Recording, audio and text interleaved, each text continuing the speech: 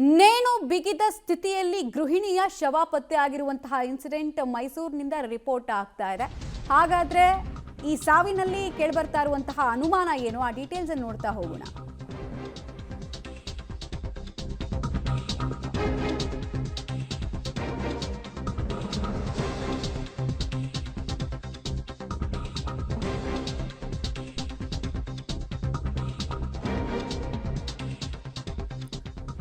ನೋಡಿ, ಮೈಸೂರು ನಗರದ ಸರಸ್ವತಿಪುರಂನಲ್ಲಾಗಿರುವಂತಹ ಘಟನೆ ಇದು. 30 ವರ್ಷದ ಸಂಧ್ಯಾ ಮೃತ ದುರ್ದೈವಿ ಅನ್ನೋದು ಗೊತ್ತಾಗ್ತಾ ಇದೆ. ಆಕೆಯ ಶವ ಪತ್ತೆ ಆಗಿರೋದು ನೇಣು ಬಿಗಿದ ಸ್ಥಿತಿಯಲ್ಲಿ, ಹ್ಯಾಂಗಿಂಗ್ ಪೊಸಿಷನ್ ಅಲ್ಲಿ. ಹುಣಸೂರು ಪುರಸಭೆ ಮಾಜಿ ಅಧ್ಯಕ್ಷೀಯ ಪುತ್ರಿ ಸಂಧ್ಯಾ ಅನ್ನೋರು ಟಿಕೆ ಲೇಔಟ್ನ ಅಕ್ಷಯ್ ಜೊತೆಗೆ ಅವರ ವಿವಾಹವಾಗಿತ್ತು.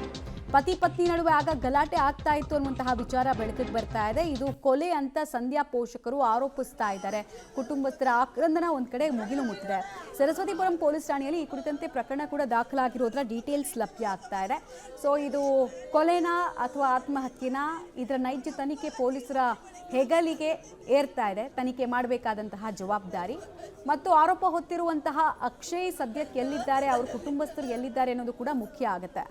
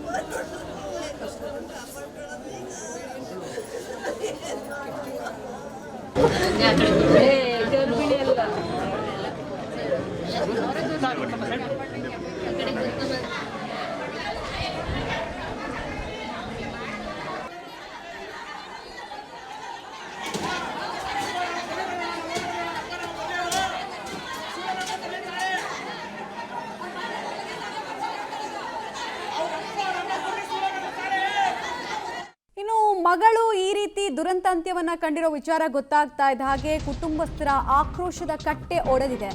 ಶವ ಕೆಳಗಿಳಿಸೋದಕ್ಕೆ ಮೃತ ಸಂಧ್ಯಾ ಕುಟುಂಬಸ್ಥರು ಬಿಟ್ಟಿಲ್ಲ. ಪತಿಯ ಕುಟುಂಬಸ್ಥರ ವಿರುದ್ಧ ಸಂಧ್ಯಾ ಸಂಬಂಧಿಕರು ಪ್ರತಿಭಟನೆಯನ್ನ ಕೂಡ ಮಾಡಿದ್ರು. ಇನ್ಫ್ಯಾಕ್ಟ್ ಮನೆಯೊಳಗಡೆ ಪೊಲೀಸರು ಬರೋದಕ್ಕೆ ಹರಸಾಹಸ ಪಡಬೇಕಾಗಿ ಬಂತು. ನಮ್ಮ ಮಗಳಿಗೆ ನ್ಯಾಯ ಕೊಡಿಸಿ ಮತ್ತು ಮಗಳ ಮಕ್ಕಳು ಭವಿಷ್ಯವನ್ನು ಭದ್ರಪಡಿಸೋ ಕೆಲಸ ಕೂಡ ಇವರೇ ಫ್ಯಾಮಿಲಿ ಕಡೆಯಿಂದ ಆಗಬೇಕು ಅಂತ ಕೂಡ ಕೇಳಿದ್ರು. ಸಂಧ್ಯಾ ಪತಿ ಮನೆ ಮುಂದೆ ನೂರಾರು ಜನ ಜಮಾಯಿಸಿದ್ದಾರೆ. ಬಟ್ ಪತಿ ಅಬ್ಸ್ಕಾಂಡ್ ಆಗಿರೋದು ಈ ಅನುಮಾನಗಳು ಇನ್ನಷ್ಟು ಜಾಸ್ತಿ ಆಗೋ ರೀತಿ ಮಾಡ್ತಾ ಇದೆ. ಪತಿ ಮನೆಯವರು ಅಥವಾ ಪತಿ ಯಾರು ಕೂಡ ಅಲ್ಲಿಲ್ಲ ಅನ್ನೋದು ಕೂಡ ತಿಳಿದು ಬರ್ತಾ ಇದೆ. ಸೊ ಇದು ಆತ್ಮಹತ್ಯೆನಾ ಕೊಲೆನಾ ಅನ್ನೋ ಪ್ರಶ್ನೆಗೆ ಪೊಲೀಸರ ತನಿಖೆ ಉತ್ತರ ಕೊಡಬೇಕು. PM ರಿಪೋರ್ಟ್ ಆಗಬೇಕು. ಆಮೇಲೆ ಬಾಡಿ ಕೆಳಗಡೆ ಇಳಿಸಿದಾಗ ಬಾಡಿ ಮೇಲೆ ಗಾಯದ ಗುರುತುಗಳೇನಾದರೂ ಸಿಕ್ಕಿದೆಯಾ ಅನ್ನೋದನ್ನು ನೋಡ್ತಾರೆ. ಸಾಮಾನ್ಯವಾಗಿ ಕೊಲೆ ಅನ್ನೋ ಅನುಮಾನ ಆ್ಯಂಗಲ್ನಲ್ಲಿ ತನಿಖೆ ಆದಾಗ ಸ್ಟ್ರಗಲ್ ಮಾಡಿದಾರ ನೋಡ್ತಾರೆ.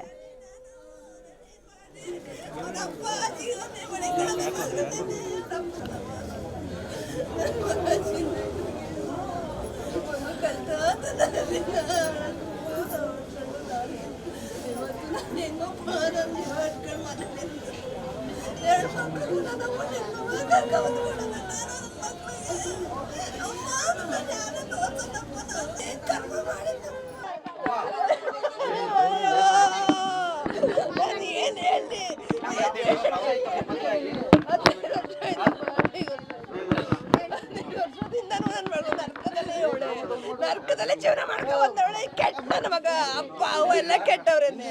ಯಾರು ನನ್ನ ಮಗಳನ್ನ ಕಾಪಾಡ್ಕೊಂಡಿಲ್ಲ. ಇದು ಸ್ವಂತ ಮನೇನೆ, ಟೀಕೆಲ್ಲ ಬಿಟ್ಟು ಸ್ವಂತ ಮನೇನೆ, ಎಲ್ಲ ಕಡೆನೂ ಐತೆ. ನನ್ನ ಮಗಳನ್ನ ಇವತ್ತು ನನ್ನ ಮಗಳನ್ನ ಏನೋ ಮಾಡಿ ನಿಗ್ಗಿಸ್ಬಿಟ್ಟವನೆ, ಅವನು ಸಾಯಿಸ್ಬಿಟ್ಟವನೆ. ಅವನು ಸಾಯಿಸಿರೋದು ನನಗೆ. ನನ್ನ ಮಗಳು ಏಡಿ ಅಲ್ಲ, ನನ್ನ ಮಗಳು ಗಂಡು ಮಗನಾಗೆ ಅವಳು. ನನ್ನ ಮಗಳು ಗಂಡು ಮಗಳು, ಇಬ್ರು ಹೆಣ್ಣು ಗಂಡು. ಅಯ್ಯೋ, ಏಡಿ ಅಂತೂ ಅಲ್ಲ ಅವಳು. ನನ್ನ ಗಂಡ ಬೇಡ, ಅಪ್ಪನಿಗೆ ಮಕ್ಕಳಾಗಿರ್ಲಿ ಅಂತಲೇ ಅವಳು ಜೀವನ ಮಾಡ್ಕೊಂಡ್ ಬಂದವಳೆ. ಹಿಂಸೆ ಕೊಡ್ತಿದ್ದೆ ಸರ್. ಎಲ್ಲ ಥರನೂ ಕೊಟ್ಟು ಅವಳಿಗೆ ಅದ್ದೂರಿಯಾಗಿ ಮದುವೆ ಮಾಡಿದ್ದೀವಿ. ನೀವು ಅಷ್ಟು ನಿಮ್ಗೆ ಅನುಮಾನದ್ರೆ ಬಂದು ನಮ್ಮ ಹುಣಸೂರಲ್ಲಿ ಕೇಳಿ ಎಷ್ಟು ಅದ್ದೂರಿಯಾಗಿ ನಾನು ಮದುವೆ ಮಾಡ್ಕೊಂಡಿದ್ದೀನಿ. ನನ್ನ ಮಗಳನ್ನ ಬಂಗಾರದಾಗ ಸಾಕಿ ಗಿಣಿಯಾಗಿ ಸಾಕಿ ಒಂದು ಗಿಡಕ್ಕೆ ಕೈ ಕೊಟ್ಟು ನನ್ನ ಮಗಳು ನಾನು ಕಳ್ಕೊಂಡಿದ್ದೀನಿ. ದಯವಿಟ್ಟು ನನಗೆ ಏನು ಹೇಳ್ಬೇಕು ನನಗೆ ಅರ್ಥ ಆಯ್ತಿಲ್ಲ. ಅವನು ಬಂದಾಗ CC ಕ್ಯಾಮ್ರಾ ಓನಾಗಿ ಮಾಡ್ತೀವಿ ಅಂತ ಅಂದಿದ್ಬಿಟ್ರೆ ಅವ್ನು ಏನು ಮಾಡ್ತಾನೆ ನಮ್ಗೆ ಅಷ್ಟ ನಮ್ಗೆ ತಿಳಿಲಿಲ್ಲ. ನಮ್ಗೆ ಏನಾಯ್ತು ಅಂತಲೇ ನಮ್ಗೆ ಗೊತ್ತಿರಲಿಲ್ಲ ಸರ್. ನಮಗೆ ಇವತ್ತು ನನ್ನ ಮಗಳು ಕಳ್ಕೊಂಡಿದ್ದೀನಿ. ನಾನು ಏನು ಮಾಡಬೇಕು ಅಂತ ನನಗೆ ಅರ್ಥ ಆಯ್ತಿಲ್ಲ ಸರ್. ನಾನು ಅಳಿಯ ಅತ್ತೆ ಮಾವನೇ ಸರ್. ಇದಕ್ಕೆಲ್ಲ ಎಲ್ಲರೂ ಅವರೇ ಕಾರಣಕರ್ತರಾಗಿದ್ದಾರೆ. ಇದರಲ್ಲಿ ಏನೂ ಇಲ್ಲ. ಅವ್ರಿಗೆ ನನ್ನ ಮಗಳು ಇವತ್ತು ಹೆಂಗೆ ನೆಣಕವ್ರೆ ಅವ್ರನ್ನೂ ಹಂಗೆ ನೆಣಕ್ಬಿಡಿ ಸರ್. ಯಾರೇ ಆಗಲಿ ಇಲ್ಲಿವರೆಗೆ ಹೇಳ್ತೀನಿ, ಹಳ್ಳಿಯಿಂದ ಸಿಟಿಗೆ ಯಾವುದೇ ಹೆಣ್ಮಕ್ಳು ಯಾರಿಗೂ ಕೊಡಬೇಡಿ. ಯಾವ ಹೆಣ್ಮಕ್ಳು ನಾವು ಸಿಟಿ ಅಂತ ಇಷ್ಟಪಡೋಕ್ಕೆ ಹೋಗೋದು ಬೇಡ. ಇಂಥ ಚಿತ್ರಹಿಂಸೆ ಕೊಟ್ಟು ನನ್ನ ಮಗಳನ್ನ ಸಾಯಿಸಿ ನೆಣಕ ಇಂಥವ್ರಿಗೆ ಏನು ಶಿಕ್ಷೆ ಕೊಡಬೇಕು ಸರ್ಕಾರದಿಂದ ಇವ್ರಿಗೆ ಸರಿಯಾಗಿ ಶಿಕ್ಷೆ ಕೊಡಿಸಿ. ಇನ್ನೇನು ಹೇಳೋಣ, ಈ ಥರ ಆಗ್ಬಿಡ್ತಾರೆ. ಏನೋ ಸಿಟಿಲಿ ಏನೋ ಇರ್ತಾರಂತ ಯಾವ ಸಿಟಿಗೆ ಹೆಣ್ಮಕ್ಳು ಕೇಳಿ ದಯಮಾಡಿ ತಂದೆ ತಾಯಿ ಹೇಳ್ತೀನಿ, ಹಳ್ಳಿಯಿಂದ ಯಾರೂ ಹೆಣ್ಮಕ್ಳನ್ನ ಸಿಟಿಯವರು ಕೊಡೋಕೆ ಹೋಗ್ಬೇಡಿ. ರೈತರಾದ್ರೂ ಹಳ್ಳಿಗೆ ಕೊಟ್ಕೊಳ್ಳಿ, ಸುಖವಾಗಿರ್ತಾರೆ, ನೆಮ್ಮದಿಲಿರ್ತಾರೆ. ಇವ್ರಿಗೆ ಈ ಥರ ಕೊಟ್ಟು ಹೆಣ್ಮಕ್ಳನ್ನ ಈ ಥರ ಇದು ಮಾಡೋದು ಬೇಡಿ. ಮುದ್ದಂಥ ಹೆಣ್ಮಕ್ಳನ್ನ ಕಳ್ಕೊಂಡಿದ್ದೀವಿ. ಅವ್ರನ್ನ ದಯಮಾಡಿ ನಮ್ಮ ಕೈಗೆ ಒಂದು ಸ್ವಲ್ಪ ಹಿಡ್ಕೊಂಡು ಎಲ್ಲರೂ ನಿಮ್ಮ ಮಾಧ್ಯಮದಿಂದ ಕೊಡಿಸ್ಬಿಟ್ರೆ ನಿಮ್ಗೆಲ್ರಿಗೂ ಸರಳಾಗಿ ಕೊಡ್ತೀವಿ. ಅವ್ರ ಕುಟುಂಬದವ್ರು ಎಲ್ಲರಿಗೂ ನನಗೆ ನಮ್ಮ ಕೈಗೆ ಸಿಕ್ಬಿಡ್ಬೇಕು ಸಾಕು. ಅವ್ರ ಆಸ್ತಿನೂ ಬೇಡ, ಅವ್ರ ಇದನ್ನು ಬೇಡ.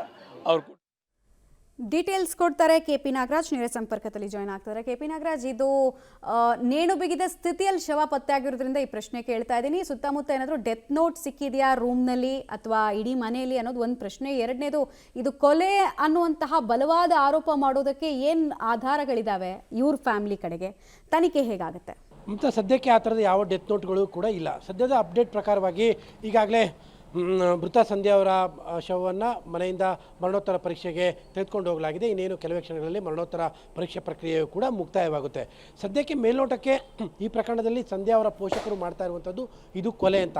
ಕಾರಣ ಏನು ಅಂತ ಅಂದರೆ, ಈ ಒಂದು ಪ್ರಕರಣದಲ್ಲಿ ಈ ದಂಪತಿಗಳ ನಡುವೆ ಅನ್ಯೂನ್ಯತೆಯ ಕೊರತೆ ಇತ್ತು ಅನ್ನುವಂಥದ್ದಕ್ಕೆ ಭಾಳಷ್ಟು ಸಾಕ್ಷಿಗಳಿದ್ದಾವೆ. ಯಾಕೆಂದರೆ ಹೆಚ್ಚು ಕಡಿಮೆ ಎರಡೆರಡು ತಿಂಗಳಿಗೆ ಒಂದು ಸತಿ ದೊಡ್ಡ ಮಟ್ಟದ ಜಗಳಗಳು ಈ ಕುಟುಂಬದ ದಂಪತಿಗಳ ನಡುವೆ ಆಗ್ತಾಯಿತ್ತು. ಆಗಾಗ ಸಂಧ್ಯಾ ಕೂಡ ಜಗಳದ ಹಿನ್ನೆಲೆಯಲ್ಲಿ ತವರು ಮನೆಗೆ ಹೋಗ್ತಾಯಿದ್ರು. ಅನೇಕ ಬಾರಿ 10 ಬಾರಿ ರಾಜಿ ಪಂಚಾಯಿತಿಗಳು ಕೂಡ ಈ ಪ್ರಕರಣದಲ್ಲಿ ನಡೆದಿದ್ದಾವೆ. ಈ ಎಲ್ಲದರ ಹಿನ್ನೆಲೆಯಲ್ಲಿನೇ ಈಗ ಸಂಧ್ಯಾ ಪೋಷಕರು ಮಾಡ್ತಾ ಇರುವಂಥದ್ದು ಈ ಒಂದು ನಮ್ಮ ಮಗಳನ್ನು ಆಕೆಯ ಪತ್ನಿಯೇ ಕೊಲೆ ಮಾಡಿ ನೇಣು ಬಿಗಿದ ಸ್ಥಿತಿಯಲ್ಲಿ ಚಿತ್ರೀಕರಣ ಮಾಡಿರುವಂಥದ್ದು ಅನ್ನುವಂಥದ್ದು ಆರೋಪ. ಅದರ ಜೊತೆಗೆ ಸಂಧ್ಯಾ ಮೃತಪಟ್ಟಿದ್ದಂಥ ಹಿನ್ನೆಲೆಯಲ್ಲೇ ಮನೆಯವರಿಗೆ ಮಾಹಿತಿಯನ್ನು ಕೊಟ್ಟ ಸಂಧ್ಯಾ ಅವರ ಪತಿ ಅಲ್ಲಿಂದ ಪರಾರಿಯಾಗಿದ್ದಾನೆ. ಅವನು ಅವರ ಸಂಬಂಧಿಕರ ಮನೆಗೂ ಕೂಡ ತೆರಳಿದ್ದಾನೆ. ಇದು ಕೂಡ ಪ್ರಕರಣದಲ್ಲಿ ಕೆಲವೊಂದಿಷ್ಟು ಅನುಮಾನಗಳು ಕೂಡ ಕಾರಣವಾಗ್ತಾ ಇದೆ. ಇದು ಕೇವಲ ಅನುಮಾನಗಳು. ಆದರೆ ಮರಣೋತ್ತರ ಪರೀಕ್ಷೆಯ ವರದಿ ಬಂದ ನಂತರದಲ್ಲೇ ಸಂಧ್ಯಾ ಅವರದು ಆತ್ಮಹತ್ಯೆ ಅಥವಾ ಕೊಲೆಯ ಅನ್ನುವಂಥದ್ದು ದೃಢವಾಗುತ್ತೆ.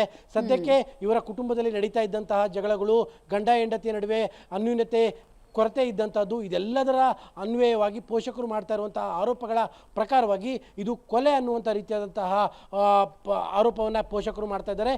ಸದ್ಯಕ್ಕೆ ಈಗಾಗಲೇ ಸಂಧ್ಯಾ ಅವರ ಪೋಸ್ಟ್ಮಾರ್ಟಮ್ ಪ್ರಕ್ರಿಯೆಯು ಕೂಡ ಶುರುವಾಗಿದೆ.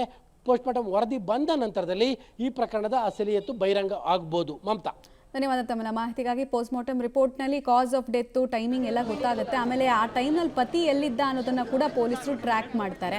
ಸುತ್ತಮುತ್ತ CCTV ಫುಟೇಜಸ್ಸು, ಯಾವಾಗಿಂದ ಆತ ಈ ಕಡೆ ಮನೆಗೆ ಬರಲಿಲ್ಲ, ಕೊಲೆ ಅಥವಾ ಸಾವಾದ್ಮೇಲ ಎಲ್ಲವೂ ಕೂಡ ಗೊತ್ತಾಗುತ್ತೆ. ಸದ್ಯಕ್ಕೆ ಪತಿ ಮೇಲೆ ಅನುಮಾನದ ದೃಷ್ಟಿಯಲ್ಲಿ ಪೋಷಕರು ನೋಡ್ತಾ ಇದ್ದಾರೆ. ಬಟ್ ನಿಜವಾಗ್ಲೂ ಇದು ಕೊಲೆನ ಆತ್ಮಹತ್ಯೆನ ಅನ್ನೋದು ಪೊಲೀಸರ ತನಿಖೆ ನಂತರ ಗೊತ್ತಾಗುತ್ತೆ. ಒಂದು ವೇಳೆ ಕೊಲೆ ಅಂತ ಆದರೆ ಸೈನ್ಸ್ ಆಫ್ ಸ್ಟ್ರಗಲ್ ಇರುತ್ತೆ, ದೇಹದ ಬಾಡಿ ಮೇಲೆ ಗಾಯದ ಗುರುತುಗಳಿರುತ್ತೆ ಅಥವಾ ಆಕೆ ಒದ್ದಾಡಿರೋದೆಲ್ಲ ಇರುತ್ತೆ. ಸೊ ಹಾಗೇನಾದರೂ ಇದೆಯಾ ಅನ್ನೋದು ಕೂಡ ಪೋಸ್ಟ್ಮಾರ್ಟಮ್ ರಿಪೋರ್ಟ್ನಲ್ಲಿ ಗೊತ್ತಾಗುತ್ತೆ. So it is very crucial.